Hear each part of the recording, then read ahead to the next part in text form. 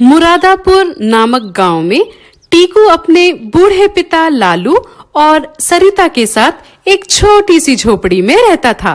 टीकू गांव में एक चिकन बिरयानी की दुकान लगाता था जो बहुत ही प्रसिद्ध थी। बिरयानी ले लो, बिरयानी, गरम गरम चिकन बिरयानी, बिल्कुल ताजा ताजा देसी, इसके स्वाद के आगे फेल हो जाए केएफसी। एक दिन गांव का मुखिया गप्पू सिंह टीकू के दुकान पर आता है। क्या बात है टीकू, खूब नोट छाप रहे हो। आए, मेरी बीबी तो तुम्हारे चिकन बिरयानी की दीवानी हो गई है और रोज मुझे तुम्हारे पास भेज देती है। मुझे तो डर लगता है कि कहीं ज्यादा चिकन बिरयानी खाने से वह मुझे एजी ओजी की जगह कुकड़ुकू न बोलने लगे। अरे आप भी कैसी बात कर रहे हैं मुखिया जी। भला किसी चीज को ज्यादा खाने से अगर लोग उसी की तरह हो जाते तो लोग चिकन अंडा छोड़कर शेर को खाने लगते ताकि सबसे डरना छोड़कर वह बहादुर बन सके। वाह वाह वाह, क्या पते की बात कही टीकू, तुमने तो मेरा दिल ही जीत लिया। चलो इसी खुशी में तुम्हें एक खुशखबरी सुनाता हूँ। कल से तुम्हारे दुकान के सामने मेरा बेटा पप्पू भी चिकन बिरयानी की दुकान लगाएगा। उसकी आमदनी तुम्हारे जितना ही हो, यह तुम्हारी जिम्मेदारी है, नहीं तो अच्छा नहीं होगा। आप भले ही मेरे दुकान के सामने अपना दुकान लगवाइए मुखिया जी, मुझे कोई एतराज नहीं, लेकिन ये तो ज्यादती है ना सरकार कि आप चाहते हैं कि आपका दुकान भी मैं ही चलाऊं। ए टीकू, ज्यादा अच्छाई का पाठ मत पढ़ा। पहले ही कई नौकरी ना मिलने की वजह से मेरा बेटा बहुत परेशान है। जैसे तैसे कर कर मैंने उसे इस काम के लिए राजी किया है। अगर इसमें भी तूने अड़ंगा डाला तो तेरी खैर नहीं। चलता हूँ, आज भी बिरयानी के पैसे मेरे खाते में लिख देना। वहीं दूसरी तरफ लालू दौड़ते हुए रसोई में आता है और घबराते हुए सरिता से बोलता है, अरे बहू, जल्दी से सारा सामान समेटो, हमें जल्दी यह गांव छोड़कर जाना पड़ेगा क्योंकि यहाँ पर बाढ़ आ गई है। बाढ़? कहाँ आई है बाढ़ बाबूजी? अभी कल ही तो मैं घर की खरीदारी करने सारे गांव का चक्कर मार घनचक्कर होकर आई हूँ, मुझे तो कहीं नहीं दिखा बाढ़। अरे तो क्या मैं झूठ बोल रहा हूँ? मेरी बात पर विश्वास नहीं है तो यह आज का पेपर देख लो, इसमें साफ साफ लिखा है कि गांव में बाढ़ आ गई है। सरिता वह पेपर लेकर देखती है और खिजलाते हुए बोलती है, अरे बूढ़े, बाबूजी, यह आज का पेपर नहीं है बल्कि 2 साल पुराना पेपर है और बाढ़ मुरादापुर में नहीं बल्कि दिल्ली में आई है। हाँ, तो हम भी तो दिल्ली में ही रहते हैं ना बहू। क्या जैसे 2 साल पहले बाढ़ आई वैसे ही अब भी तो आ सकती है ना। हे भगवान, इस बूढ़े की भूलने की बीमारी एक दिन मेरी जान लेकर ही मानेगी। क्या हुआ बहू, तुमने कुछ कहा क्या? नहीं नहीं, कुछ नहीं कहा बाबूजी। मैं तो ये कह रही थी कि अगर हम दिल्ली में होते तो आप यूं खुलकर सांस नहीं ले पाते। हम मुरादापुर में रहते हैं, इसलिए आप 80 साल के होने के बाद भी चैन की सांस ले पाते हैं और दूसरों के नाक में दम किया करते हैं। अगले ही दिन से गप्पू का बेटा पप्पू टीकू के दुकान के सामने चिकन बिरयानी की दुकान लगाने लगा और टीकू को बर्बाद करने के लिए चुपके से उसके बिरयानी में मिलावट करने जाता है। तभी पप्पू बोला, क्या ऐसा करना ठीक है पापा? कहीं टीकू हमें देख ना ले। तू इतना डरता क्यों है बेटा? तेरा बाप इस गांव का मुखिया है। यह ससुरा टीकू देख भी लेगा तब भी तुम्हारा कुछ नहीं बिगाड़ सकता क्योंकि तेरा बाप शेर है, शेर। लेकिन अगर यही मिलावट वाली चिकन बिरयानी आप मम्मी को खिलाएंगे तो वह तो आपको शेर से सीधे चूहा बना देगी ना पापा। अरे हाँ, ये तो मैंने सोचा ही नहीं। उसे तो तुम्हारी हाथ की बनाई वह घटिया चिकन बिरयानी पसंद ही नहीं। वह आज भी टीकू की चिकन बिरयानी ही खाती है।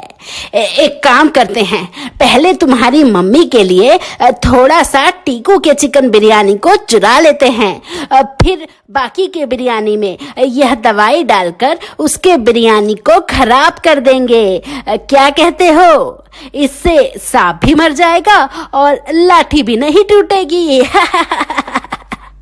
पप्पू और गप्पू ऐसा ही करते हैं और उन्हें जब भी मौका मिलता वह टीकू के चिकन बिरयानी में मिलावट कर कर उसके बिरयानी को खराब कर देते हैं, जिससे कुछ ही दिनों में टीकू के सारे ग्राहक टूट गए और वह दिवालिया हो गया। एक दिन क्या हुआ जी? आज आप फिर खाली हाथ घर लौट आए? कहाँ तो कुछ दिन पहले आपकी इतनी अच्छी कमाई होती थी, अब क्या हुआ? पता नहीं भाग्यवान, आजकल मेरी चिकन बिरयानी लोगों को पसंद क्यों नहीं आती, जबकि मैं आज भी बिरयानी वैसे ही बनाता हूँ जैसे कि पहले बनाता था, और अब तो दाम भी कर दिया है मैंने, फिर भी। तभी वहाँ पर लालू अपना चश्मा ढूंढते हुए आ जाता है। बहू मेरा चश्मा कहाँ है? सुबह से ढूंढ रहा हूँ, मिल ही नहीं रहा।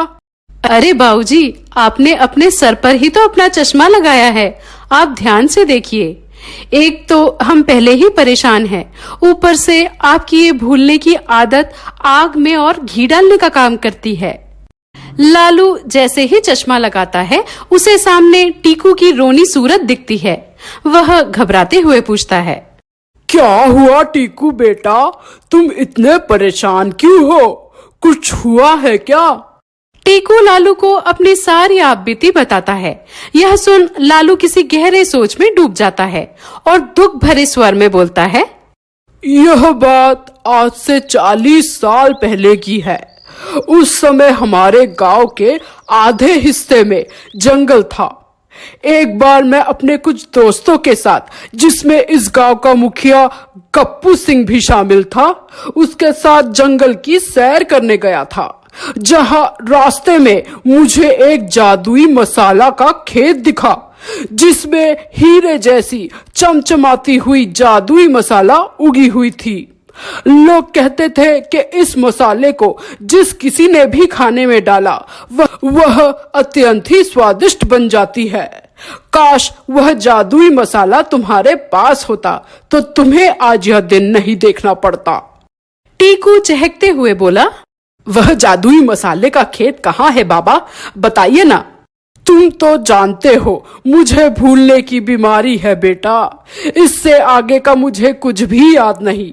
वह तो तुम्हें इतना दुखी देखा तो न जाने कहां से दिमाग पर बहुत जोर डालकर इतना याद आ गया। गप्पू और पप्पू टीकू के घर के बाहर खड़े होकर चुपके से ये सब सुन रहे थे। गप्पू सिंह झुंझलाते हुए बोला, तेरी की, इस भुलक्कड़ बुढ़े को इतने दिन बाद उस जादुई मसाले के खेत के बारे में याद भी आया तो थोड़ा सा, काश पूरा याद आ जाता तो अभी उस खेत पर तुरंत कब्जा कर लेता। लेकिन पापा, ये बूढ़ा तो कह रहा है उस समय उसके साथ आप भी थे, क्या आपको उस जादुई मसाले के खेत के बारे में नहीं पता? नहीं बेटा, उस समय मैं उसके साथ नहीं था। जब से इस बुढ़े ने उस स्वर्ग से भी सुंदर जादुई मसाले के खेत को देखा है, तभी से किसी दिमागी सदमे की वजह से इसे भूलने की बीमारी लगी हुई है। लेकिन पापा, कहीं जैसे इस बूढ़े को आधी बात याद आ गई वैसे ही सारी बात याद आ गई तो उस जादुई मसाले से बनी बिरयानी में हम जितनी चाहे मिलावट कर ले वह स्वादिष्ट और लजीज ही रहेगी। फिर तो हमारा धंधा चौपट हो जाएगा। तू इसकी चिंता मत कर बेटा, मैंने सोच लिया है कि इस टीकू एंड फैमिली को इस गांव से कैसे बेदखल करना है। गप्पू सिंह ने टीकू के मजबूरी का फायदा उठाते हुए उसे भयंकर कर्ज के जाल में फंसा दिया और कर्ज न चुकाने पर उसके घर पर भी कब्जा कर लिया। आपकी दुश्मनी मुझसे है ना मुखिया जी, फिर उसकी सजा आप मेरे घर वालों को क्यों दे रहे हैं? मेरे बाबा 80 साल की उम्र में क्या सड़क पर रहेंगे? और मेरी पत्नी, उसका क्या हाल होगा? जरा सोचिए तो। मुझे थोड़ी मोहलत और दे दीजिए मुखिया जी। मैं आपसे वादा करता हूँ कि एक दिन आपका पाई पाई चुका दूंगा। अब कोई रहम, कोई मोहलत नहीं। हाँ, अगर तेरे भुलक्कड़ बाप को उस जादुई मसाले का खेत कहाँ पर है इसके बारे में पता चल जाए तो मुझे जरूर बताना। उस खेत का पता बताने पर मैं तेरा सारा कर्ज माफ कर दूंगा। तब तक के लिए बाय बाय। टीकू बेघर हो अपने पिता लालू और पत्नी सरिता के साथ दर दर भटकने लगा। जहां भूख लगने पर वह एक चमचमाती हुई मुर्गी का शिकार करता है और भागते भागते एक गुफा के अंदर पहुंच जाता है, जहां वह जादुई मसाले का रंग बिरंगा खेत देखता है। अरे, यह वही जादुई खेत तो नहीं जिसके बारे में बाबा बता रहे थे? अभी यह खुशखबरी बाबा और सरिता को बताता हूँ। टीकू खुशी से झूमते हुए लालू और सरिता के पास जाता है और उन्हें जादुई खेत के बारे में बताता है। यह सुनते ही सरिता की खुशी का ठिकाना नहीं रहता। सच में आपको वह जादुई मसाले का खेत मिल गया? अब देखिएगा, उस मसाले को मिलाकर आपका मुरादाबादी चिकन बिरयानी केवल मुरादाबाद में ही नहीं बल्कि सारे भारत में फेमस हो जाएगा। तभी वहां पर गप्पू सिंह अपने बेटे पप्पू सिंह के हाथों में तलवार लिए आ जाता है।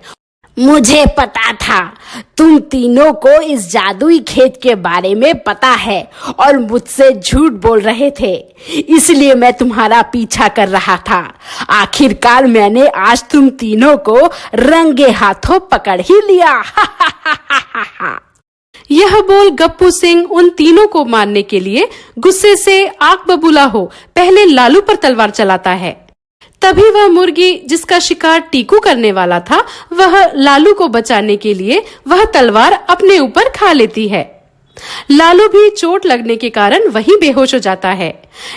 गप्पू सिंह, तुझे तो मैं जिंदा नहीं छोड़ूंगा। रुक साले। गप्पू और पप्पू बहुत डर जाते हैं और वहां से 9-2-11 हो जाते हैं। तभी टीकू उस घायल मुर्गी को उठाकर बोलता है, मैं तो अपनी भूख मिटाने के लिए तुम्हारा शिकार करने वाला था प्यारी मुर्गी, फिर तुमने हमारे ही लिए अपनी जान जोखिम में क्यों डाली? इस धरती पर जानवरों की जान से ज्यादा कीमत इंसानों की है, इसलिए उनका जिंदा रहना जरूरी है।